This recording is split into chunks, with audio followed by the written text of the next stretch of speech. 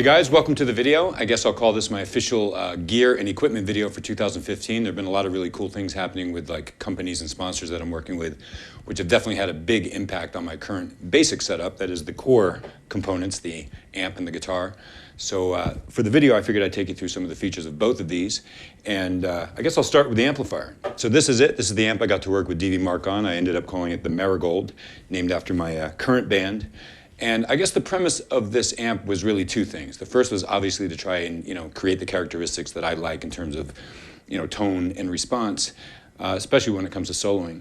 And the other premise was simplicity. That's just a theme that's always been really important for me. I've never been a big fan of a lot of bells and whistles and push-pull knobs and boosts and onboard effects and all that. So you can see just by looking at this, it's a real simple setup. Two channels with separate tone controls on each, with the exception of this sort of master presence knob that sits proudly here in the middle. DV Mark logo, which lights up as either green or red depending on which channel you're on. I'm actually on the green channel or the clean channel now, and right away you'll notice there's a gain knob on the clean channel here. And this is partially because I've never really been a huge fan of clean channels on amps. I like the sound of clean guitar, but I don't usually like clean channels on amps because they always just seem to be a little stiff or a little cold. Maybe in a sense too clean. So even the stuff that you'll hear on any album I've ever done, anything that's, regardless what it is,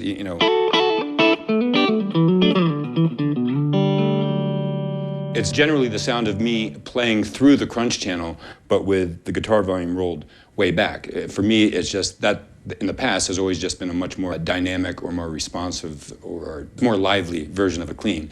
But in this case, I don't have to do that. I have my guitar volume all the way up, and I can feel that power. And what's nice is that I can sort of control the dynamics of it. So if I wanted to play something light, that's not going to be, aggressive in any way, it behaves a lot differently than it does if I sort of dig in a little bit more. And I especially notice it with a lot of the, sort of single note stuff. If I do something like,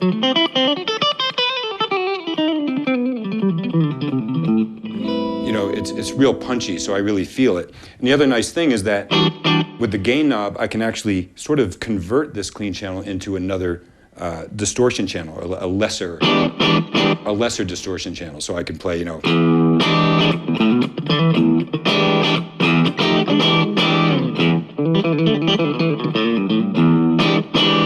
can pull it back and it cleans right up. Always ends up being clean enough for me to do anything that I would typically want to do with clean.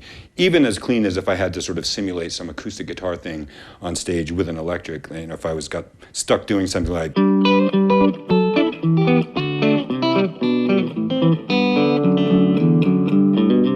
that type of thing. But either way, it's really versatile, and it's a really fun, probably the most fun clean channel I've ever had to work with, so it's pretty cool.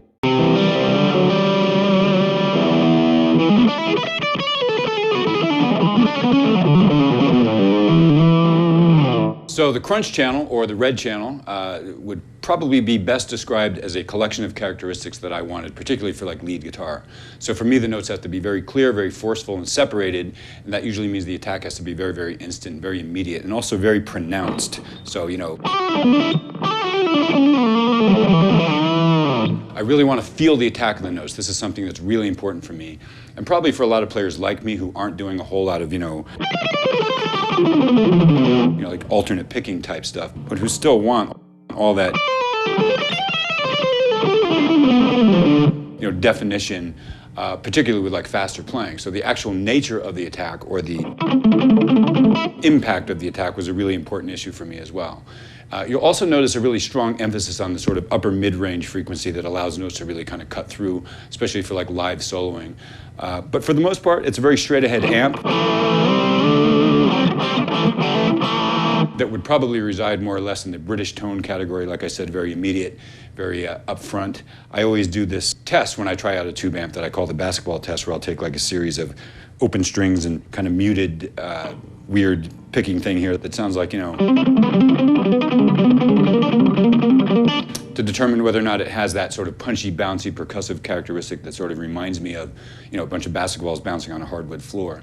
So if an amp does that successfully, it'll usually get my attention because it sort of reveals its ability to provide that kind of separation and the punch that I like.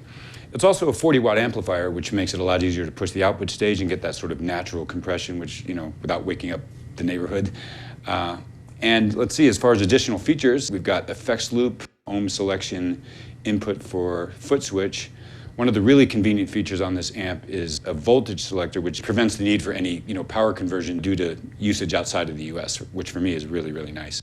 I guess the last thing I'll say about this amp is that it definitely keeps in the tradition of the company's ability to produce really lightweight gear, and that's with everything they do, bass amps, guitar amps, even their cabinets. Not sure how they do it, but this amp is definitely no exception. So for you gigging musicians, you may find this to be amongst the most attractive features.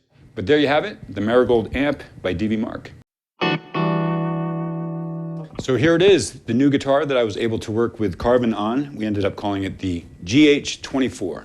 And this really is, honestly, the coolest guitar that I've ever owned. And I think it's partially because it's the first time, really, for me, that I've been able to work extensively with a custom guitar company that really puts such an emphasis on maintaining a high standard, and who were willing to address all the details that came with my often very detailed requests. And also in an age where so many companies are outsourcing manufacturing to overseas for the sake of keeping production costs down, these guys are doing everything in the States, which has an obvious and very noticeable impact on the quality of all their instruments. That also, of course, afforded me the ability to really work very closely with them on all the specific features. So we've got 24 fret bolt-on neck, one of their first.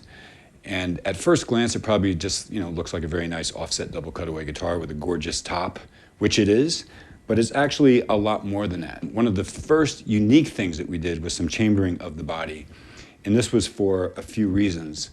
First, it makes the guitar a little more resonant, or resonant in a slightly different way, a more rounder, more open sort of sound. And in this case, it really helped to sort of offset some of the brightness that can sometimes result from a lot of maple on a guitar. We've got maple neck, bird's eye maple fretboard, obviously a really nice flame maple top, which I generally like on guitars, but the chambering really offers a nice balance in the sort of prevention of an overly bright instrument. The other nice thing about the chambering is that the guitar ends up being very comfortable in terms of weight. So it's a very light guitar with a very big sound.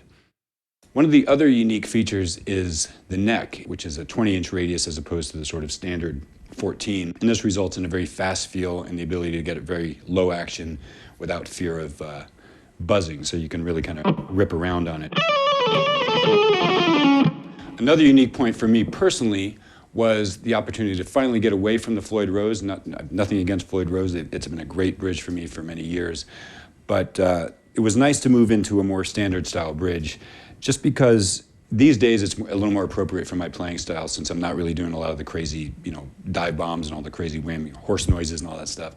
So this is their proprietary standard bridge with, as you can see, a very large block. And that's very cool because it results in a noticeable increase in sustain, which is something that's probably worth considering when you start getting into chambering. Other than that, we've got the yet-to-be-named signature pickup in the bridge, which is basically a very balanced, sort of vintagey sounding pickup. Another really cool feature is the frets. We're using a metal alloy combination for the fret wire, which is harder than nickel, so it lasts a lot longer, which is really nice for me because I tend to really beat up frets pretty bad. But it's not as hard as stainless steel. And I do love stainless steel, but luthiers really hate stainless steel because it's really difficult for them to work with. So this is a really nice compromise, and the frets end up being kind of gold in color, which is very nice aesthetically, and it initiated the whole theme of gold hardware all around. I also ended up going with the same pickup configuration that I tend to like, which is 2 humbuckers, a full-size humbucker in the bridge and a mini humbucker in the neck, from which a variety of tones can be accessed with the 5-way super switch and its ability to kind of split coils on both pickups in different configurations, so you can get a lot of different kind of sort of stratty tones.